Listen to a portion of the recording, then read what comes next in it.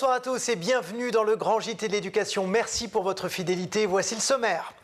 Nous évoquerons la vaccination contre les papillomavirus. Une grande campagne a été lancée début octobre dans tous les collèges de France, mais les retours terrain sont inquiétants.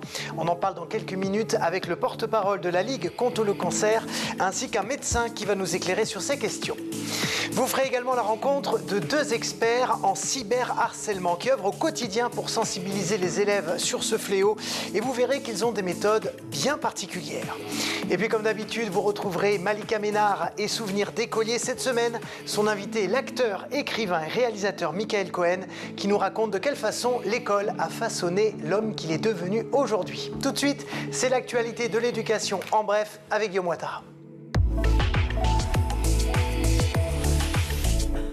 Bonsoir Guillaume. Bonsoir Loïc, bonsoir à tous. On va commencer avec un chiffre compilé par nos confrères d'AEF Info. 4 millions d'euros, c'est le budget dépensé auprès de cabinets de conseil par le ministère de l'Éducation nationale. Et tout ça est bien officiel, a été épluché par l'excellent Erwin Canard. Il a regardé les annexes du projet de loi de finances 2024 et il s'est rendu compte que la facture est de 4 102 572 euros en 2022 en frais de cabinet de conseil, en baisse tout de même de 58% par rapport à l'année 2021. La moitié de ces dépenses étaient consacrées à des services de conseil en stratégie, en organisation. La deuxième catégorie, c'était des services de conseil métier. Alors parmi les dépenses qui ressortent, le cabinet CGI France a pris 680 000 euros, un peu plus de 680 000 euros pour des prestations d'assistance et de support au déploiement des applications financières et de paye dans le cadre des programmes de modernisation de la fonction financière, etc., etc. Eurogroupe Consulting France, c'est des prestations d'assistance à maîtrise d'ouvrage pour près de 300 000 euros. Et puis une société, Madame Bovary, qui a fait des prestations de conseil en communication pour le SNU pour 116 000 euros. Alors, même si la facture est en baisse, rappelons-nous que le ministère de l'Éducation nationale avait été épinglé en 2021 pour des frais de 500 000 euros dans le cabinet McKinsey. On l'évoque régulièrement ici, le harcèlement scolaire est une thématique évidemment prioritaire de Gabriel Attal.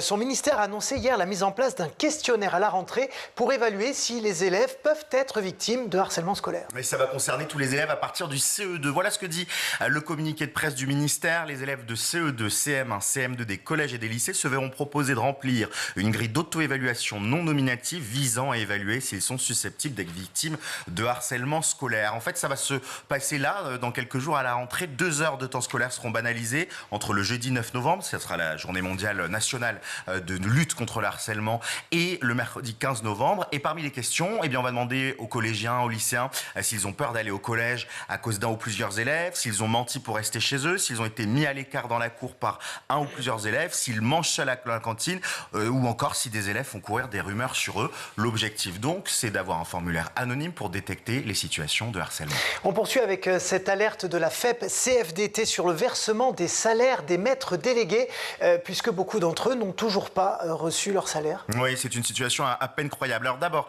ce statut de maître délégué, c'est un statut d'enseignant non titulaire qui enseigne dans l'enseignement privé sous contrat du premier degré. En gros, pour résumer, ce sont les contractuels de l'enseignement privé. Eh bien, le syndicat alerte de dysfonctionnements récurrents qui ont lieu à la rentrée. Ces fonctionnaires ne sont tout simplement pas payés. Voilà ce que dit le communiqué de presse. A priori, aucun versement ne pourra leur être effectué avant la fin du mois d'octobre et cela ne sera même pas le salaire qui leur est dû, mais juste un acompte. Le communiqué précise également que ces maîtres délégués sont les plus précaires de l'éducation nationale au regard de leur rémunération. Pas de réponse pour l'heure du côté du ministère. Allez, on va terminer ce journal avec quelque chose d'un peu plus léger, avec une question qui taraude peut-être nos téléspectateurs qui vont partir en vacances dans les jours qui viennent. Quelles sont les destinations privilégiées par les Français pour ces vacances de la Toussaint, puisqu'il y a encore 10 jours de vacances là? Eh bien oui, ça y est, c'est les vacances. Vous le savez, si vous avez des enfants à la maison, c'est les congés pendant encore 10 jours. Et le très sérieux guide du routard avec Ouest France s'est demandé et a fait passer une enquête pour savoir quelles sont les destinations préférées des familles pendant ces vacances de la Toussaint. Eh bien, figurez-vous que la première destination, aussi incroyable que ça puisse paraître, c'est l'Île-de-France et Paris qui caracolent en top 1. Ça faisait plusieurs années que ça n'était pas au top 1, Paris, l'Île-de-France. Donc c'est un retour en grande forme pour la capitale et sa région. Viennent ensuite des régions plus nature, la Corse, la Bretagne, la Provence et la Côte d'Azur en 5e position. Et puis pour ceux qui ont la chance de voyager, c'est l'Europe qui fait partie des destinations internationales préférées des Français. Merci beaucoup Guillaume. Notre question du jour concerne la santé de nos adolescents. Le gouvernement a défini un objectif, 30% minimum de collégiens vaccinés contre les papillomavirus à la fin de cette grande campagne qui a commencé début octobre. Spoiler, on n'y est pas du tout. On accueille nos invités pour en parler. Les papillomavirus, ça ne concerne pas que les femmes. Et ça, c'est important à poser immédiatement. D'où l'extrême nécessité et le côté salutaire de faire vacciner tous les adolescents. Et c'est ce que le gouvernement est en train d'essayer de faire dans les collèges de France. Mais selon les premiers retours terrain, la désorganisation et le scepticisme de certains parents ralentissent ce qui est pourtant un enjeu majeur de santé et de sécurité publique. On va en parler avec nos invités. Emmanuel Ricard, bonjour. Bonjour. Vous êtes porte-parole de la Ligue contre le cancer. Et en Skype avec nous, Samuel Sarfati, bonjour.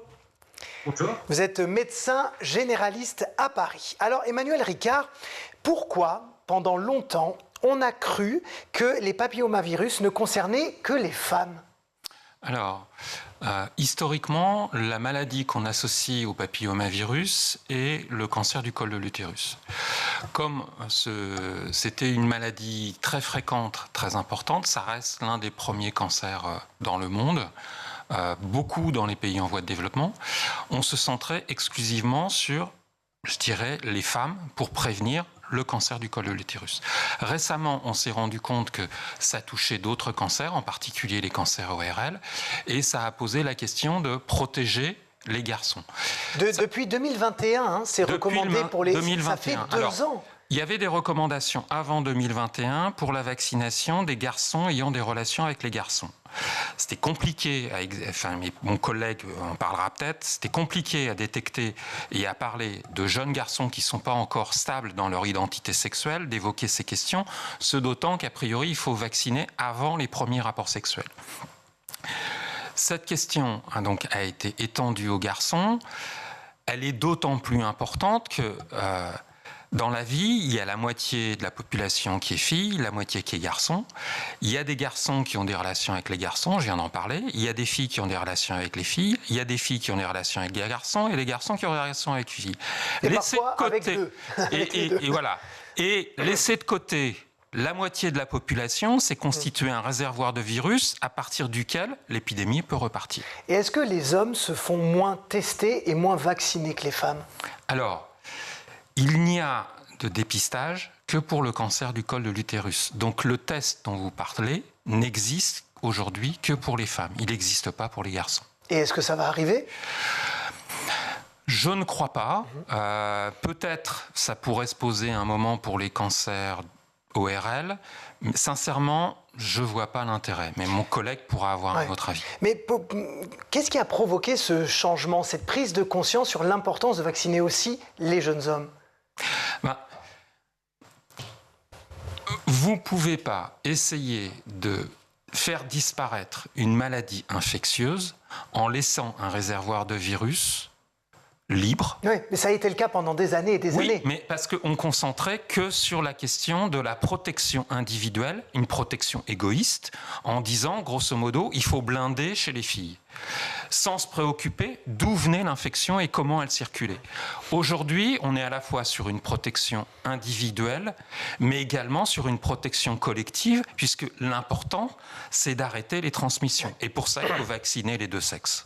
Samuel Sarfati, est-ce qu'on peut rappeler ce que sont exactement les papillomavirus et ce qu'ils provoquent ? Donc, les papillomavirus, ça reste des virus qui sont surtout connus pour donner des verrues. Les verrues classiques qu'on peut avoir au niveau des pieds, au niveau des mains, qu'on a déjà pu certains expérimenter. Et en l'occurrence, ils peuvent aussi donner à la fois des verrues, et dans ce cas-là, on n'appelle plus, avec ce terme-là, on appelle plutôt des condylomes. Donc ça, c'est au niveau des parties génitales, mais ça peut être à la fois chez les hommes et à la fois chez les femmes. Et également ce genre de lésion au niveau de la sphère ORL, donc au niveau du pharynx, qui est le fond de la gorge. Voilà, donc c'est des virus qui effectivement peuvent se transmettre par voie sexuelle, et je pense, mais en anticipant aussi un petit peu sur la question le frein aussi à la vaccination et jusqu'à maintenant, c'est que effectivement on parlait du cancer du col de l'utérus pour ce vaccin, donc on centrait vraiment ce vaccin sur une zone qui était sexuelle et qui parfois, comme on doit vacciner les jeunes filles, était parfois un élément sensible dans la discussion avec les parents. Et voilà. Est-ce qu'on peut être porteur plusieurs années et puis se déclarer malade plus tard? Comment ça se passe? Alors effectivement, en fait, les porteurs du virus, et en fait c'est dans la plupart des cas des infections qui sont totalement asymptomatiques.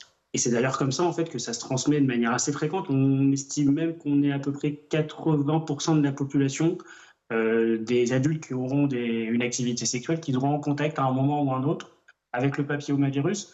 Et voilà, d'où l'importance de vacciner à la fois les hommes et à la fois les femmes, parce qu'on s'était centré sur le cancer du col de l'utérus, alors que ça peut donner aussi des cancers au niveau de la verge chez l'homme, aussi au niveau anorectal, au niveau pharyngé chez l'homme et la femme, et donc voilà, au niveau chez l'homme et chez la femme.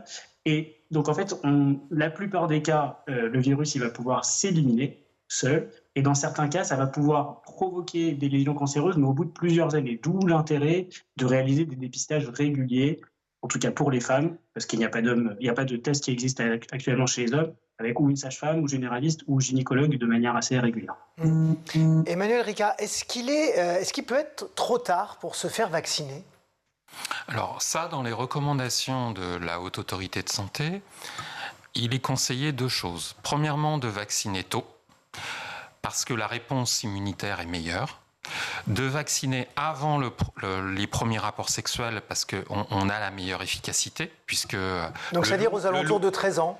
Alors, ça oui, 12-13 ans? Oui, on dirait même avant 14 ans, ouais. Sachant que l'âge moyen des premiers partenaires, si on regarde l'enquête sur le comportement sexuel des Français, c'est à peu près stable autour de 17 ans. D'accord. Mais donc, c'est pour ça que je dirais il vaut mieux partir tôt, mais... Et c'était la recommandation de l'HAS pour les jeunes garçons ayant des relations avec les garçons, on pouvait aller jusqu'à 26 ans. À partir du moment où il n'y a pas eu les premiers rapports sexuels, vous pouvez le faire n'importe quand. Et aujourd'hui, je pense que c'est important de le dire aussi, on a des programmes, des protocoles vaccinaux thérapeutiques qui sont tentés chez les femmes atteintes de cancer du col, de l'utérus, dans les suites du traitement pour renforcer l'immunité, en particulier parce que des fois, ces femmes ont un cancer du col et ensuite, des années après, font un cancer de l'anus sans que ce soit lié à des pratiques sexuelles, simplement par contamination de proximité. Avant de continuer, je voudrais vous partager le clip de prévention mis en ligne par le ministère de la Santé sur la vaccination contre les papillomavirus. Regardez. Des tout petits bébés, voilà à quoi on ressemblait quand nous avons reçu notre tout premier vaccin. Si l'on ne se souvient pas de la petite piqûre, notre corps, lui, n'a rien oublié. Le vaccin lui a appris à repérer, puis à éliminer le virus ou la bactérie. Il sait comment se protéger. Depuis qu'on est tous vaccinés contre la diphtérie, le tétanos et la poliomyélite, par exemple, ces maladies graves n'existent quasiment plus. Avant les vaccins, elles étaient partout et faisaient beaucoup de mal aux enfants comme aux adultes. Si tu as entre 11 et 14 ans, c'est le moment d'ajouter un nouveau vaccin à ton carnet de santé. Celui contre les HPV, les papillomavirus humains. Les HPV, c'est une grande famille, presque 200 virus qui circulent facilement. 8 personnes sur 10 finissent par les rencontrer. Certains HPV, les plus agressifs, peuvent être à l'origine de maladies très graves, dont des cancers. Pour éviter que cela t'arrive demain, c'est aujourd'hui qu'il faut agir. Avec l'accord de tes parents, n'hésite pas. Protège-toi et protège les autres en te faisant vacciner contre les HPV. Dans le monde, plus de 100 millions d'adolescents l'ont déjà fait. À ton tour, plus il y aura de personnes vaccinées, moins il y aura de cancers HPV. Emmanuel Ricard, je le disais, l'objectif du gouvernement, c'est 30% de collégiennes et de collégiens vaccinés à la fin de cette campagne-là qui a commencé début octobre. Est-ce que c'est ambitieux, selon vous, ou au contraire, on est quand même loin du compte ? Je pense qu'on est loin du compte. Je pense que c'est ambitieux dans la précipitation dans laquelle elle a été organisée. Donc, je dirais, on essaie de faire contre mauvaise fortune bon cœur. C'est-à-dire il vaut mieux que ça existe fallait qu'il n'y ait rien. Il fallait la lancer. Elle a été lancée un peu en précipitation. L'annonce du président, c'était de mémoire au mois d'avril. Ça a été, je dirais, avec des commandes qui ont été passées et on a essayé que les collectivités locales y mettent du leur et tout ça. On a fait ça après que les conventions des centres de vaccination aient été passées, donc ça leur a amené un surcroît de travail et des programmations pour ça. Donc c'était compliqué. Je pense que l'important, c'est le point de départ. Après, ça va s'améliorer au fur et à mesure des années et c'est pas, je dirais là, un one-shot, c'est vraiment quelque chose qu'on va essayer d'installer comme un rituel et l'important, c'est progressivement de monter le nombre de pourcentage de gens qui se vaccinent et d'installer ça progressivement pour sensibiliser la population et augmenter la participation. Samuel Sarfati, on a des retours du terrain et on sait que cette campagne ne fonctionne pas forcément très très bien. En termes de vaccins, on va le dire, la crise du Covid a quand même provoqué une certaine défiance. Est-ce que les parents, notamment, se méfient maintenant de tous les vaccins et que c'est peut-être un des freins qu'on a déjà isolé sur le terrain ? C'est un certes des freins qu'on a pu avoir, surtout depuis le Covid, pour parler même de vaccination qui semblait évidente chez les jeunes enfants. Actuellement, je pense qu'il y a un double frein en fait sur la réalisation de la vaccination, c'est que effectivement depuis le Covid, il peut y avoir une certaine défiance, surtout lorsque c'est suite à des recommandations émises par le gouvernement. Et également aussi, je pense, et ça qu'on a déjà expérimenté même depuis de nombreuses années, qui était un frein assez important en France par rapport à d'autres pays, par exemple comme l'Australie, la Suède, l'Angleterre, qui ont une couverture vaccinale beaucoup plus importante, c'est aussi le fait qu'on avait centré en tout cas sur la communication, surtout en France, sur le fait que c'était un vaccin qui était essentiellement pour le cancer du col de l'utérus, alors que c'est un vaccin qu'on doit faire chez des jeunes enfants et initialement chez des jeunes filles avant l'âge pubère, donc c'est-à-dire vers 11, 12, 13 ans. C'était parfois assez difficile de passer ce cap, de parler, alors c'était pas de sexualité, mais en tout cas de maladies avec une transmission sexuelle chez des jeunes filles, parce que le vaccin en tout cas a été promu initialement avec ces caractéristiques. Emmanuel Ricard, il y a effectivement le fait que certains parents estiment que ce vaccin pousse un peu à la débauche leurs enfants. On a entendu ça depuis le terrain parce que évidemment ça vient au moment où les premières relations sexuelles se font jour. Il y a aussi des chefs d'établissement qui soulignent le manque d'organisation dans les process venus effectivement depuis le ministère de la Santé. Est-ce que vous observez ça et est-ce que ce n'est que ça qui pêche aujourd'hui ? Alors il y a plusieurs choses. Premièrement, la question de la sexualisation. Plutôt que de parler de maladies sexuellement transmissibles pour le HPV, on aurait mieux fait parler de maladies infectieuses et de classer ce vaccin comme les autres vaccins, on l'a vu dans le petit film, parce que finalement, comme il touche 80% de la population, comme il ne touche pas des pratiques spécifique sexuelle. Certes, il y a une transmission sexuelle, mais on le retrouve dans la salive. Il se transmet par les objets, il se transmet par le linge de corps. Donc, si vous voulez, la transmission est d'autant plus facile. Elle peut même être intrafamiliale. Donc, en faire une transmission, je dirais, banale, aurait permis de dégager ça. Pour les parents, la sexualité, c'est toujours compliqué, la sexualité des enfants. Le fait de commencer à parler de ce vaccin, c'est commencer à parler de sexualité et pour un certain nombre de familles, c'est quelque part donner un passeport à l'entrée dans la sexualité. Pour d'autres, c'est tellement compliqué qu'on préfère évacuer la question et surtout ne pas ouvrir la boîte de Pandore. D'où l'importance de laisser cette question à des professionnels de santé et peut-être de désexualiser cette question. Ça, c'est le premier point. Le deuxième point, c'est la question des effets secondaires. Ce vaccin a commencé avec une répétition d'une histoire qu'on a bien connue avec le vaccin de l'hépatite B, avec des polémiques et des grosses médiatisations, des procès faits sur la question de la survenue de sclérose en plaques après la vaccination. Et ça a beaucoup entaché, je dirais, la perception et les représentations que les gens peuvent avoir sur le vaccin. Vous me permettez effectivement de parler d'un fait divers qui s'est passé il y a quelques jours en Loire-Atlantique, à Saint-Herblain. Un collégien a été hospitalisé dans un état préoccupant préoccupant. En fait, il a fait une lourde chute suite à un malaise vagal consécutif à une vaccination contre les papillomavirus. Et donc, effectivement, on se rend compte qu'on n'est pas tous égaux en termes d'effets secondaires, en termes de résistance au vaccin, aux piqûres. Peut-être n'avait-il pas assez mangé, peu importe. Néanmoins, il y a beaucoup de cas qui se sont fait jour, comme lui. Et donc, du coup, tout le plan de vaccination s'est arrêté en Loire-Atlantique après le drame après cet incident, exactement. Qui n'est pas un accident. Qui est, alors après, vous lui donnez la définition que vous souhaitez. Mais en tout cas, on ne sait pas pourquoi ce collégien a fait un malaise vagal juste après ce vaccin. Mais il y a ça qui se passe en réalité. Est-ce qu'on l'a assez bien appréhendé ?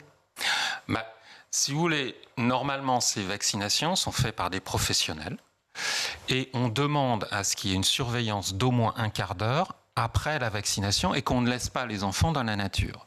C'est ce qui fait aussi la complexité du dispositif, parce que quand vous avez des jeunes ados plutôt turbulents, c'est pas comme les salles d'attente qu'on avait sur le Covid avec des personnes âgées qui étaient plutôt passives, tranquilles, et on savait que ce serait plus compliqué. Mais on sait là, par exemple, pour des collégiens, celui-ci a fait un malaise vagal, peut-être et probablement que c'était après ces 15 minutes-là. C'est très compliqué en fait d'appréhender chaque enfant dans sa complexité.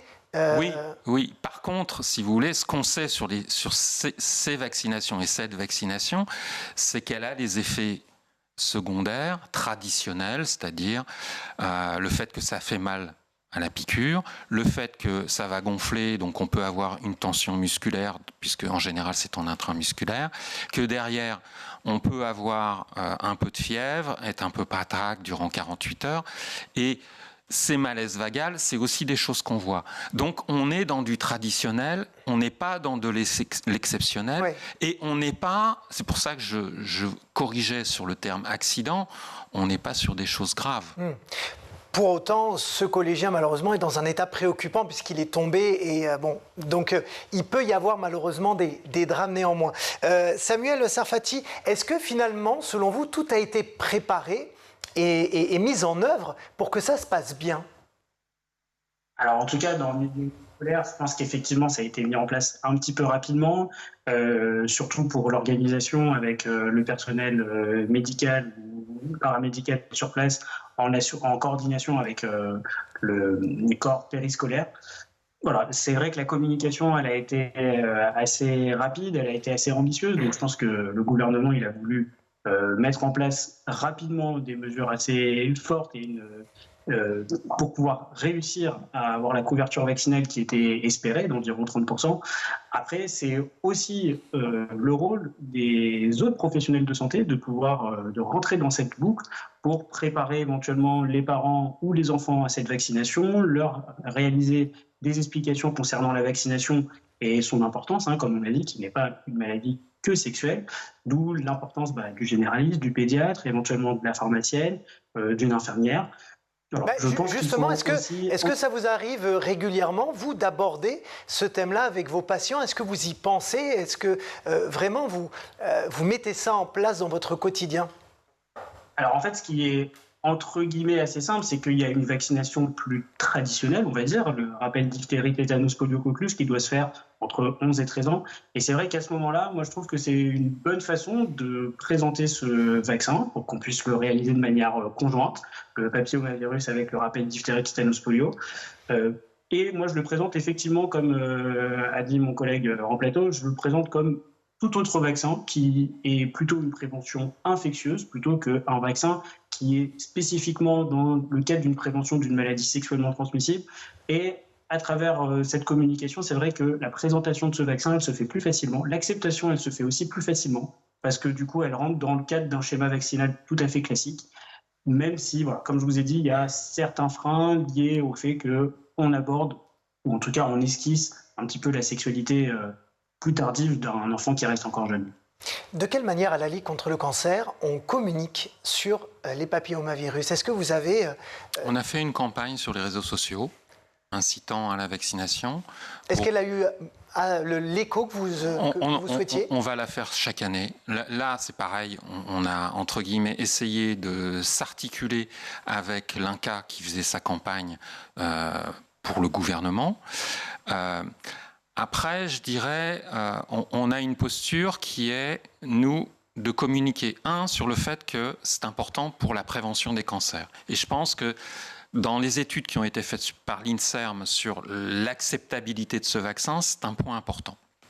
Il y a un point qu'on laisse de côté, qui n'est pas de notre fait, mais sur lequel on communique, nous, dans nos interventions en milieu scolaire, puisqu'on en fait, on voit à peu près 100 000 à 135 000 élèves par an, puisqu'on est présent sur tous les départements de France métropolitaine et les dom-toms. Mais il faut dire aussi que ça peut prévenir les questions de la fertilité. Souvent, le nombre de cancers est considéré comme faible et peut-être pas motivant, même si on a tous peur du cancer.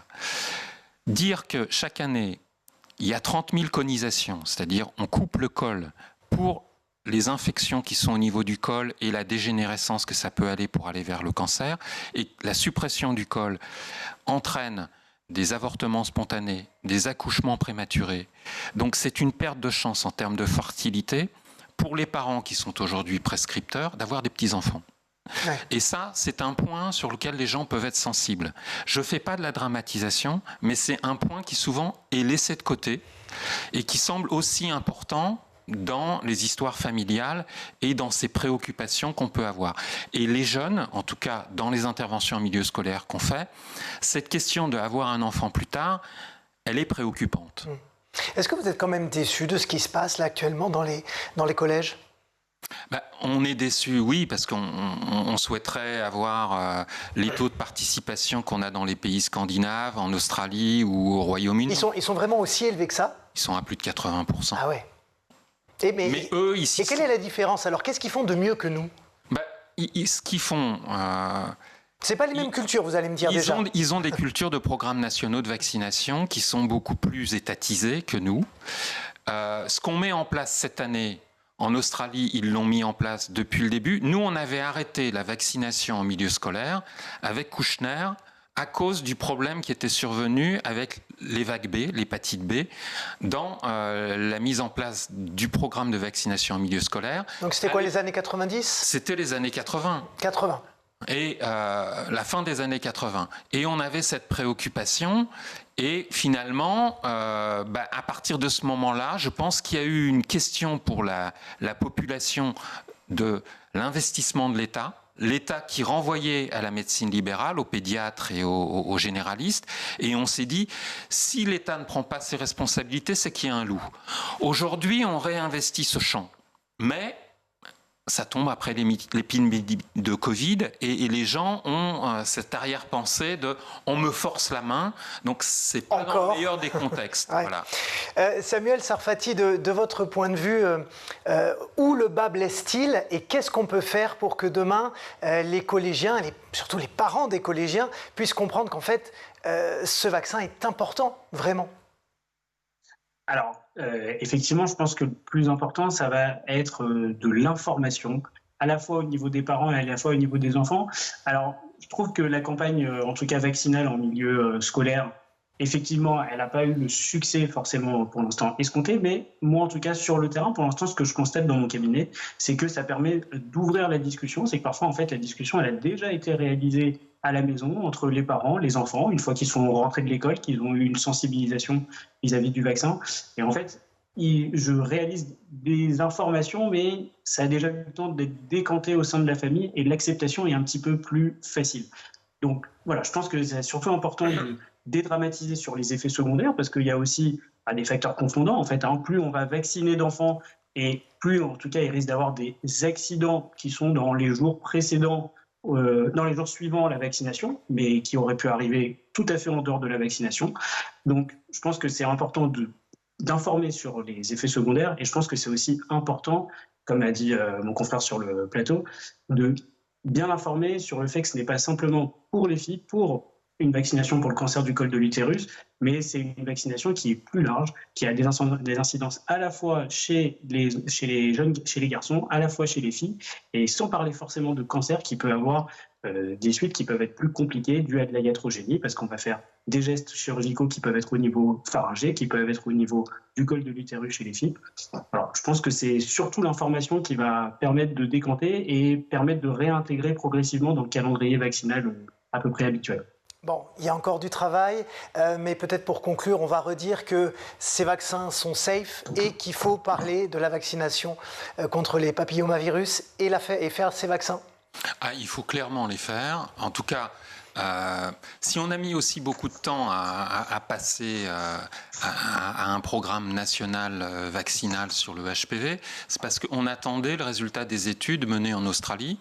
On a vu que vacciner diminue la transmission du HPV, que ensuite, comme le HPV a tendance à s'établir de façon chronique pour 5 à 10% de la population, ça diminue le portage. En diminuant le portage, ça diminue les inflammations chroniques, ça diminue les lésions précancéreuses, et on est en train d'arriver à la démonstration que ça diminue la proportion de cancer. Donc, c'est clairement démontré. Comme je l'ai dit tout à l'heure, c'est des chances supplémentaires en termes de fertilité. Et puis, pour rentrer, là, je vais faire le contrepoint de ce que je disais tout à l'heure, mais on n'a pas parlé des verrues qui sont des verrues sur les sexes, que ce soit la vulve, le vagin ou le pénis. C'est à peu près 100 000 cas par an. Commencer sa vie affective avec cette galère-là, c'est pas sympa. Donc, c'est aussi penser à ses enfants en termes de vie affective. Ouais. Merci beaucoup Emmanuel Ricard, je rappelle que vous êtes porte-parole de la Ligue contre le cancer et merci beaucoup Samuel Sarfati d'avoir été avec nous. Je rappelle que vous êtes médecin généraliste à Paris. Une pause et on revient dans ce grand JT de l'éducation.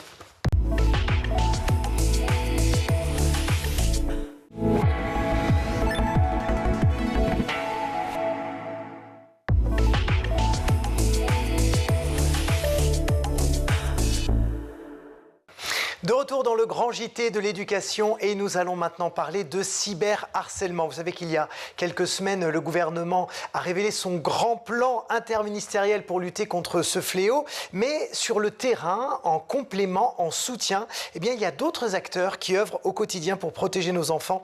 Et c'est le cas de Samira Bourezama. Bonsoir. Bonsoir. Vous êtes déléguée générale de Civic Fab. C'est une organisation citoyenne qui intervient en ligne et hors ligne pour prévenir le harcèlement, en particulier chez les jeunes et les personnes vulnérables. Et puis Xavier Desmaisons, bonsoir. Bonsoir. Vous êtes président du groupe Antidox. Vous êtes un expert du numérique et de la communication sur les réseaux sociaux. Et vous vous consacrez notamment à la destruction des rumeurs, des théories du complot et des manipulations en ligne. Ça doit vous faire beaucoup de travail. Vous devez être bien occupé depuis quelques années. En tout cas, c'est un chantier passionnant. Samira Bourezama, de quelle manière Civic Fab agit concrètement pour lutter contre le cyberharcèlement ? Alors, Civic Fab agit sur le terrain auprès des publics très jeunes. On est sur des publics entre 12, 13 et 24, 25 ans, en milieu scolaire et hors milieu scolaire. Et l'idée, c'est de leur mettre à disposition, de les aider à développer des outils de développement d'esprit critique. Ah, ça c'est intéressant. Donc ça fait partie de vos outils, de vos leviers, de vos méthodes. Comment ça fonctionne exactement ? On va utiliser un médium qui leur plaît, c'est le médium vidéo. Et on va travailler avec des réalisateurs qui vont venir avec nous sur le terrain lors d'ateliers qui durent plusieurs séances, donc plusieurs jours. Et ensemble, ils vont réfléchir à cette thématique de harcèlement et par petits groupes, ils vont créer eux-mêmes leur spot de sensibilisation autour du harcèlement. Ouais. Alors, j'ai quand même l'impression, c'est d'un point de vue extérieur, qu'on revit toujours la même situation, que rien ne s'arrête vraiment, alors même que ces jeunes savent parfaitement pour la plupart ce qu'ils font et comment ils le font et pourquoi. Néanmoins, on a l'impression qu'on n'arrive pas à enrayer le phénomène. Est-ce que vous avez cette impression-là aussi ? Oui, c'est complètement vrai. C'est étonnant. On pourrait s'attendre. Parce qu'il y a beaucoup d'acteurs en fait qui s'y mettent, c'est ça, ce qui est frustrant. Il y a beaucoup de formations, il y a tout un ensemble de méthodes qui sont mises en place dans les collèges, les lycées, des groupes de travail, des façons de travailler la bienveillance aussi, de l'explication sur l'utilisation des réseaux sociaux. La plupart des jeunes sont très conscients et très professionnels dans leur usage, entre guillemets. Beaucoup plus que les parents. Et très souvent beaucoup plus que les parents. Et pourtant, tous les mécanismes, une partie des mécanismes de ces réseaux sont faits pour inciter à lancer la rumeur, à coordonner une foule contre ou un individu ou pour une cause aussi. Hein. Donc soyons clairs, ce que vous dites, c'est que le fonctionnement intrinsèque des réseaux sociaux, leurs algorithmes poussent en fait les gens à révéler leurs parties les plus sombres. Une partie du problème est là, effectivement. Il y a le fait que tout est possible, qu'on est plus ou moins anonyme, donc pas toujours sûr qu'on est vraiment dans un espace public face à un individu, face à quelqu'un charnellement. Et que donc on risque rien. Et donc on risque rien d'une certaine manière. On n'est pas sûr non plus d'avoir eu une conséquence, puisque tout ça reste un peu immatériel. Et du coup, sans bien toujours le savoir, hein, dans les cas de harcèlement qu'on voit, on n'a pas toujours des gens qui sont conscients d'avoir ciblé quelqu'un, d'avoir voulu faire du mal, mais de fil en aiguille, en organisation, un effet de meute s'est mis en place et quelque chose de grave peut s'être passé sans que tout le monde soit toujours très conscient de ce qui s'est passé. Donc c'est aussi un travail des éducateurs et des professeurs d'aller à la rencontre de ces jeunes qui parfois ont fauté sans toujours le savoir et de les mettre en situation de comprendre ce qui s'est passé. Alors justement, c'est ce que vous faites donc avec Sens Critique, hein. Oui. C'est que vous mettez les jeunes dans la situation de ressentir ce qu'ils font à d'autres. Exactement. En fait, on a une première séance. Sens Critique commence toujours avec une première séance, et c'est une séance de rencontre, en fait, de comprendre l'autre, de connaître l'autre. Et lors de ces séances, c'est des séances avec beaucoup d'émotions, qui se déroulent avec beaucoup d'émotions, parce que c'est des sujets très compliqués pour eux, très durs, où chacun s'exprime sur son expérience personnelle, ce qui a pu lui arriver ou pas. Et pendant cette première séance, on a pu avoir à plusieurs reprises des personnes qui ont été harcelées, des personnes qui ont été harceleurs sans forcément le savoir, comme le disait Xavier tout à l'heure. Et là, il y a une prise de conscience. Ils se rendent compte que finalement, à travers l'histoire de l'autre... Des harceleurs. Exactement. Ouais. Et là, ils décident de se mettre ensemble, en groupe, et de travailler sur un projet vidéo. Alors justement, ce projet vidéo, il prend quelle forme et surtout, quelle est la finalité de tout ça ? Quelle forme il prend ? Le projet vidéo, c'est des courts-métrages, des petits courts-métrages entre 3 et 5 minutes qui peuvent être soit un court-métrage fictionnel, soit un spot, vraiment spot de sensibilisation. Donc, ils sont accompagnés pendant toute la durée de l'atelier par des réalisateurs ou des professionnels de l'image, donc des journalistes. Et l'objectif de ce court-métrage, spot de sensibilisation, c'est d'abord de faire prendre conscience et d'outiller les jeunes qui participent aux ateliers autour de cette question-là, de cette problématique-là de harcèlement, et ensuite de le partager, parce qu'on organise chaque année un festival du Sens Critique, et lors de provoquer le dialogue. C'est ça, exactement. Donc les parents, les équipes pédagogiques, les amis sont invités, et il y a un débat ensuite qui se fait a posteriori sur ces questions-là, à partir des films que les jeunes ont réalisés. Xavier, est-ce que l'une des clés, c'est pas aussi les parents, qu'ils sachent en réalité ce que font leurs enfants, même si ça peut paraître intrusif de prime abord, mais est-ce que aussi les parents doivent enfin se responsabiliser sur toutes ces questions-là ? Oui, il y a un vrai sujet autour des parents, donc ça nous amène à la formation globale, à l'information globale. Alors Civic Fab fait un travail sur le terrain remarquable. Il y a aussi d'autres acteurs qui interviennent, hein. Je pense à l'association e-enfance, donc il y a un numéro que chacune peut appeler pour documenter son cas, pour être protégé, pour aussi avoir un contact. On le rappelle peut-être ce numéro, parce que si vous l'avez. C'est le 38. C'est 3018 3018, voilà, 3018. Donc important ce numéro, 3018, et du coup avec des gens qui vont être à l'accueil et qui vont pouvoir intervenir et interfacer aussi avec les plateformes. Et puis effectivement il y a les parents. Et donc ça veut dire travailler à des campagnes pour aussi informer, former chacune que leur enfant peut à un moment donné déraper, oui, et qu'il faut qu'ils surveillent un peu ce qui s'y passe, qu'ils suivent. Certes, c'est un espace privé, mais il y a des choses qu'il faut quand même surveiller quand on est parent. Je pense que vous avez vu dans le grand plan interministériel qui a été lancé, il y a notamment pour les élèves harceleurs des couvre-feux. Couvre-feu de réseaux sociaux, on les interdit, on leur prend leur téléphone, etc. Est-ce que pour vous, c'est une bonne idée ou en fait, ça ne sert à rien ? De dire à un enfant entre 18h et 8h du matin, je t'enlève ton téléphone, tu es privé de réseaux sociaux. Est-ce que c'est une solution? Bon, je vais te laisser répondre si tu veux. De mon point de vue, la coercition est rarement la façon la plus pertinente de réussir quelque chose. Très clairement, au niveau d'un certain nombre de mécanismes algorithmiques aujourd'hui, il y a une incitation à consommer le réseau social. On voit que certaines plateformes sont mises en cause aux États-Unis, dans certains États. TikTok, vous pensez à TikTok aussi, et d'autres, pour le fait que le design de ces applications fait qu'on a envie toujours plus de swiper et d'aller prendre davantage de contenu. Donc clairement, il y a un moment donné, les adultes peuvent avoir un rôle de régulation et de limiter le temps. Mais là encore, on voit que ça décroche. Il faut que tous les adultes prennent vraiment toute la mesure de la chose. Sur cette question, par exemple, sur ce couvre-feu là pour les cyberharceleurs. Je suis plutôt du même avis que Xavier. De toute façon, quand il récupère à 8h du matin pour aller à l'école son téléphone... il va avoir peut-être encore plus envie de... C'est ça. Ouais. Vous, qu'est-ce que vous vous dites justement à ces harceleurs? Quels sont les mots que vous utilisez? C'est peut-être des mots sensibles, peut-être des mots empreints d'émotion, pour leur faire comprendre que, ok, c'est peut-être pas des enfants mauvais, méchants, mais en revanche, là, ce qu'ils font, c'est grave. C'est pas tant ce qu'on dit que ce qu'on fait.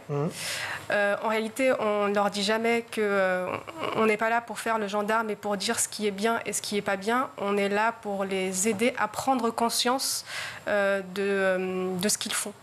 Et c'est plutôt ça qui est important en tout cas dans la méthodologie de sens critique. Est-ce qu'on ne devrait pas mettre en place des cours à la fabrication des rumeurs, aux théories du complot, pour essayer de faire comprendre le mécanisme cognitif aux enfants de la façon dont le cyberharcèlement et tout ce qui va autour se matérialise dans le comportement de chacun?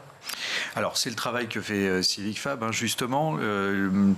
Très clairement, dans pas mal de modules maintenant d'éducation civique, ce sujet-là est traité et doit l'être probablement davantage.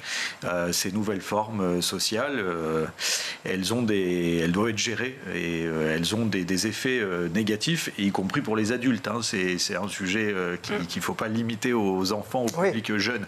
Il y a bien des usages parfois par des gens qui sont conscients de faire quelque chose de mal. Donc ça ne se sous-estime pas ça non plus. Après, les approches éducatives les plus pertinentes, il nous semble en ce moment, sont le fait de ne pas juger dans l'interaction avec la personne qui pourrait avoir fauté ou qui pourrait avoir dérapé, mais de l'amener à prendre conscience de son comportement. On s'aperçoit que c'est souvent comme ça que ça fonctionne le mieux sur le terrain, en fait. Voilà. Est-ce que vous arrivez, chacun, à porter ces messages auprès du ministère de l'Éducation? Est-ce que vous avez des rapports avec eux pour leur parler de votre méthode, pour leur parler aussi de vos préoccupations? Est-ce que c'est facile d'entrer en contact quand on est des associations comme ça? On peut tout dire, vous inquiétez pas. Non, pas de souci. Oui et non. Nous, par exemple, chez CivicFab, on a commencé ces programmes de développement de l'esprit critique en 2018 et le sujet, au départ, n'était pas du tout le harcèlement. Et pourtant, dès les premières séances, dès les premiers ateliers, on a eu des groupes de jeunes parce que Sens Critique, c'est quoi? C'est 5 séances, une séance débat, une séance d'écriture de scénario, une séance de tournage, une séance de montage, une séance de restitution, donc de projection. Et lors de la première séance, on a les jeunes qui discutent de la thématique. Ensuite, ils se dispatchent en petits groupes pour travailler sur un sujet en particulier. Et dès 2018, dès le lancement de ce programme, on avait déjà des petits groupes qui voulaient parler et de ce sujet-là, qui était le harcèlement. On avait très peu de structures ou d'établissements scolaires, par exemple, qui faisaient appel à nous sur cette question-là. Mais depuis 2021, il y a peut-être une prise de conscience, mais en tout cas, on a de plus en plus d'établissements scolaires, de proviseurs, et de responsables associatifs ou de structures réseau comme les écoles de la deuxième chance qui font appel à nous pour travailler particulièrement sur cette question de harcèlement. Donc, Mais du coup, c'est très compliqué de toucher encore plus haut. C'est là où je voulais en venir, au niveau du ministère, par exemple. Alors, les ministères sont tous très engagés, hein, et ce gouvernement, on peut le dire, a été très engagé sur... Depuis Gabriel Attal, on peut effectivement... Ça a été très clair, très net. Il y a des messages forts qui sont passés. Le ministère aussi du numérique travaille sur ces sujets, hein, fait passer... Jean-Noël Barrot. Il y a une réserve citoyenne qui a été lancée, qui va participer et contribuer à ça. Hein. C'est-à-dire tout citoyen peut aussi contribuer à, pas dénoncer, mais à signaler, éventuellement prévenir ou amener des messages de bienveillance, de pacifier le débat. Donc des choses sont en train de se faire. Ça bouge. Merci beaucoup Xavier Desmaisons. Je rappelle que vous êtes président du groupe Antidox et merci Samira Bourezama. Je rappelle que vous êtes délégué général de Civic Fab. Tout de suite, on retrouve Malika Ménard et son invité du jour, c'est Michael Cohen.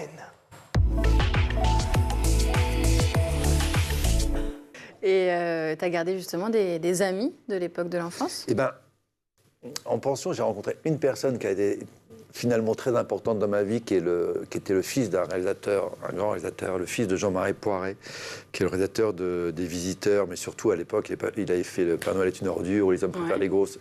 Et donc, moi, j'avais 14-15 ans et j'avais déjà une culture cinématographique assez importante. Je regardais tout le temps des films, j'allais tout le temps au cinéma, donc je savais qui c'était, j'étais le seul à savoir qui c'était. Et on est devenus très très amis. En plus de ça, c'était un mec génial, il s'appelait Acharguine. Et c'était un type extraordinaire. Et il m'a présenté son père, et puis son père il m'a fait travailler sur ses films, donc ça, il m'a mis le pied à l'étrier. À quel âge alors il te présente ça? J'ai fait de la figuration sur Mes meilleurs copains, un film avec Christian Clavier et Gérard Lanvin, j'avais 15 ou 16 ans, et puis après, sur Opération Cornet de Bif, j'avais 19 ans. Ah oui, donc c'est lui qui t'a un peu lancé. Ouais, ça m'a un peu lancé. Et en même temps, à 15 ans, j'ai commencé à prendre des cours de théâtre au cours Florent. Dès 15 ans. Et là, pour moi, la véritable école, ça a été au cours Florent. Ça a été l'école de théâtre. Et à partir de là, je faisais rien à l'école, mais au cours de théâtre, j'ai lu tout le théâtre classique. Tout le théâtre classique français, étranger, tout Tchekhov, tout Molière, tout. Et j'ai l'impression d'avoir appris la vie à travers ça, grâce à ça. En plus du plaisir et de l'évidence que j'avais d'être sur scène et de trouver enfin ma place. Donc, tu fais ces 2 ans en pension, tu retournes chez toi, tu es au lycée, et là, tu commences les cours Florent. Donc, comment ça s'agence dans l'agenda, tout ça? C'est-à-dire que je crois que je commence les cours de théâtre, je suis encore en fin de pension, parce que je me suis fait virer de la pension à un moment donné, parce que je me suis battu avec un prof qui me... Il y a beaucoup de bagarres dans cette enfance. Oui, il y avait un prof qui me palpait un peu trop le matin pour me réveiller, donc un jour, je me bats avec lui. Ça veut dire quoi? Parce que il y avait un prof qui aimait bien nous toucher un peu trop le matin pour nous réveiller ou nous regarder sous les douches. Bon, bref, on va pas. Ça, tu l'as pas dit à l'époque? Non, je me suis juste battu avec lui et au lieu de, et on m'a pas cru quand j'ai dit les choses pour lesquelles, Et puis. Et il y a aucun autre élève qui s'est exprimé? À l'époque, non. À l'époque, on s'exprimait pas beaucoup là-dessus. Hein. Aujourd'hui, ça passerait pas, mais à l'époque, on s'exprimait pas trop là-dessus. Mais en tous les cas, on m'a viré de la pension à cause de ça. J'étais un révolté, et puis je détestais l'injustice, et puis je détestais qu'on fasse du mal aux... Tes parents, à ce moment-là, qu'est-ce qu'ils disent? Je crois qu'ils n'y croient pas. Je pense qu'ils sont énervés que je sois renvoyé, etc. Bon, bref. En tout cas, on m'envoie dans une boîte à bac à Paris. C'est quoi, ça? Une école qui n'existe plus, qui s'appelait les cours Carpentier, rue du Conservatoire. Donc dans la rue, il y a le Conservatoire de Paris, un hasard. Et donc j'allais déjà en cours de théâtre, et donc je faisais cours de théâtre le mercredi et le samedi, les cours normaux, mais en fait je séchais beaucoup de cours pour aller même en cours de théâtre en semaine, parce que j'adorais ça, et j'arrivais à me faufiler dans les cours qui n'étaient même pas les miens. Et c'est là où ma vraie vie scolaire a commencé pour moi. Voilà. Et tu passes quand même le bac? Et je passe le bac en candidat libre, parce que je veux passer un bac théâtre, et que dans l'école où je suis, il n'y a pas l'option théâtre. Je passe un bac en candidat libre, et j'ai des notes extraordinaires extraordinaires. J'ai des super bonnes notes en théâtre, parce que je le prépare, et voilà. Et en revanche, j'ai très très mauvaises notes dans tout le reste. Et j'ai pas mon bac, mais l'année d'après, enfin la même année, je passe la classe cible du cours Florent, qui est une classe où ils prennent 20 élèves par an et où on ne paye pas, etc. On a des cours avec Huster et compagnie, donc ça, je l'ai réussi. Mais je rate mon bac. Mes parents ne savaient même pas si j'avais eu mon bac ou pas d'ailleurs. Je ne leur ai jamais dit. Ah bon? Ouais. Je crois qu'ils l'ont appris il n'y a pas longtemps. Ils ne se souciaient pas du tout. Ils avaient d'autres problèmes. Écoute, il faut quand même savoir si ton enfant a eu le bac. Ouais, ils l'ont apparemment compris ou appris il n'y a pas longtemps. Et puis... Après, s'ils avaient déjà laissé ton frère arrêter l'école à 15 ans, c'est que c'était pas si important que ça pour eux que vous fassiez des études. Bah, ouais... Je crois qu'encore une fois, ils n'arrivaient pas à gérer tout. Mais après, bon, voilà, maintenant, ils sont très présents, ils sont formidables. C'est juste qu'ils étaient un peu dans une période un peu compliquée. Et donc, je rate mon bac, mais je réussis l'école de théâtre, et puis je suis engagé très vite au théâtre après, etc. Mais et le souvenir, la chose qui me dérange encore aujourd'hui par rapport à l'école, c'est qu'il y a plein de matières que j'aimais pas. J'aimais bien le français, bien sûr, j'aimais bien la philosophie.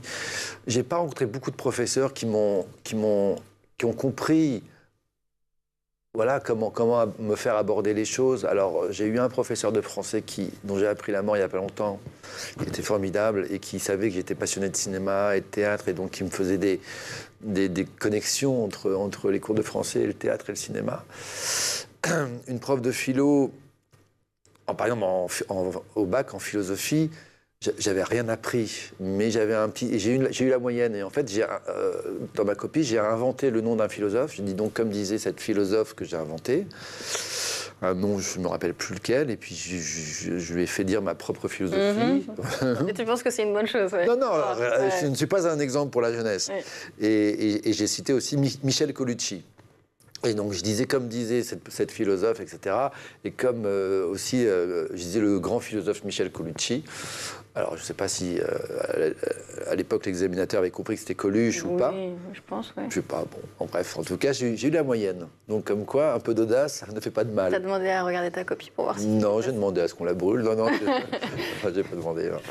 C'est déjà la fin de ce numéro. On se retrouve demain, toujours en compagnie de Michael Cohen, pour la suite de Souvenirs d'écoliers. Merci beaucoup Malika, et à demain. Tout de suite, c'est le meilleur de School TV avec le Zap. Est-ce qu'il y a aussi, Aurélie Pro, une prise de conscience écologique depuis ces dernières années qui pousse de plus en plus de parents, de plus en plus d'enfants à avoir recours à la seconde main pour les jouets ? Alors, effectivement, dans l'étude que nous avons menée juste avant le salon, un tiers des parents, à peu près 30% des parents vont consommer moins à Noël.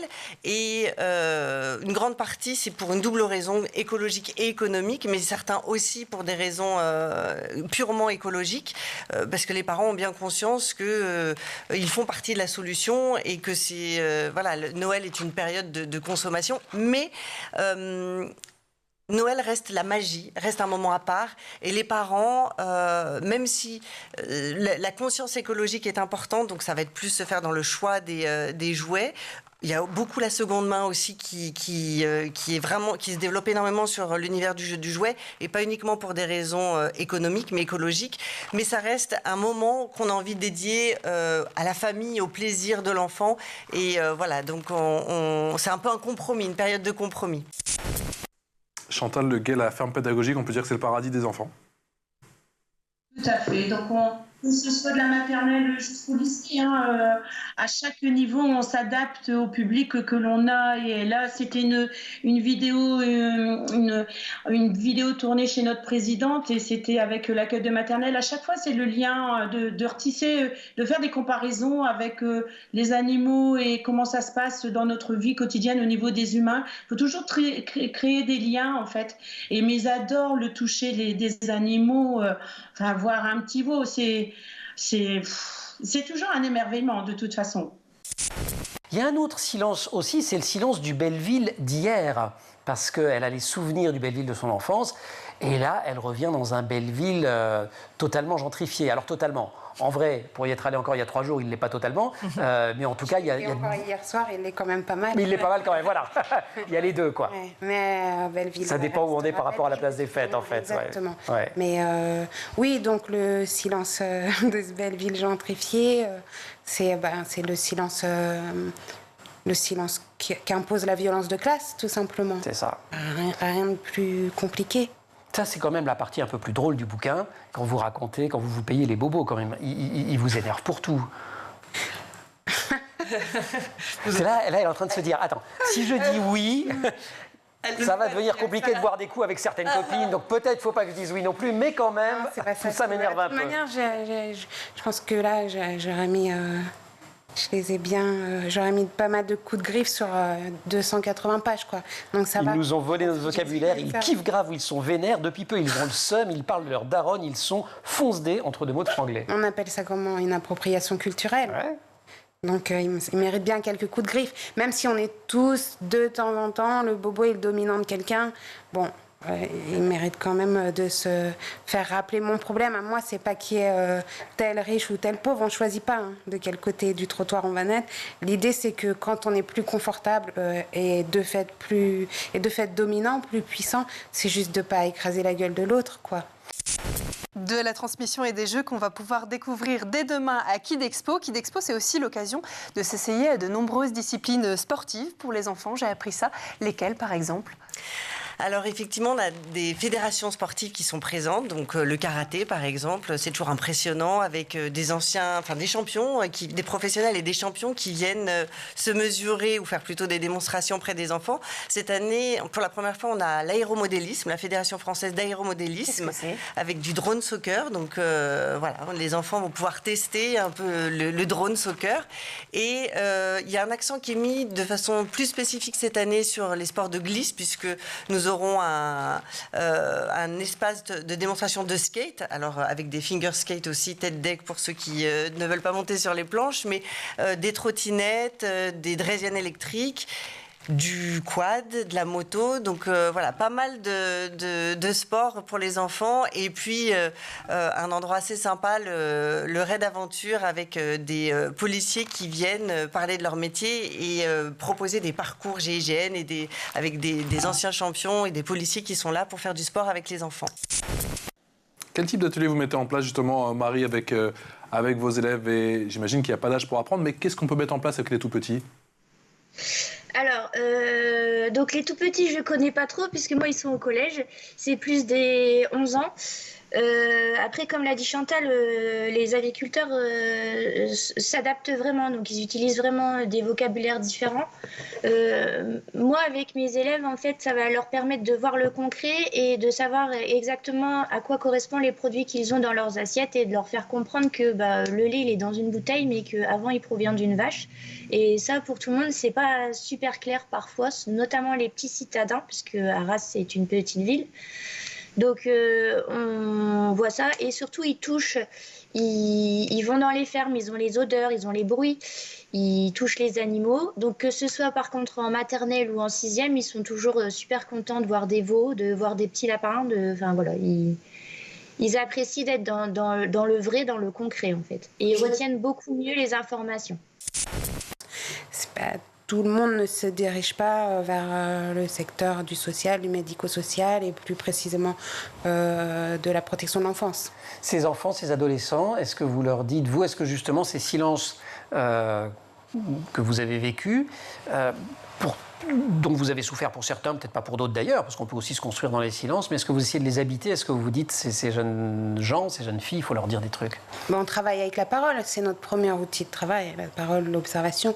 Donc je leur dis pas forcément, j'utilise plus ce que j'ai été et ce que je suis aujourd'hui, en tout cas je leur formule pas pourquoi, comment, mais bien sûr qu'on les invite le plus possible à parler. Et on leur parle? Ah oui. Parce que la narratrice, on ne lui parle pas beaucoup quand même dans le bouquin. Non, dans certaines institutions, alors là c'est entre guillemets, donc c'est dans le bouquin, et plus particulièrement dans le secteur, il se passe des choses que je ne veux plus voir ni savoir. Qu'est-ce qui ne va pas dans ce secteur? On sait très bien ce qui ne va pas dans le secteur. On peut aussi souligner ce qui va, mais on sait très bien que même les structures de protection de l'enfance ont un objectif de rentabilité aujourd'hui. Et c'est un problème.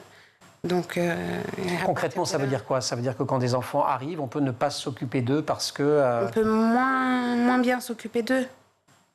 Très honnêtement, on peut moins bien s'occuper d'eux pour plusieurs raisons. Puis des personnels épuisés, on le sait aussi, des personnels pas suffisamment rémunérés, pas suffisamment formés pour certains, et pas... pour faire des économies aussi. Et ça a des conséquences tragiques sur des vies entières. Voilà pour le Zap. Un grand merci d'avoir été avec nous ce soir encore. Merci beaucoup Guillaume. Merci Louis. On se retrouve demain évidemment. Évidemment. Et quant à vous, chers amis téléspectateurs, c'est sur le canal 217 sur Free, le canal 247 sur Orange, schooltv.com bien sûr, notre chaîne YouTube. Aujourd'hui, à la réalisation, c'est Mani Pézeshk. Au son, Maxence Mougin. Au maquillage, Laure Audemont. Et bien sûr, Emma Ferré et Laura Girard à la rédaction. À demain. Bonne soirée.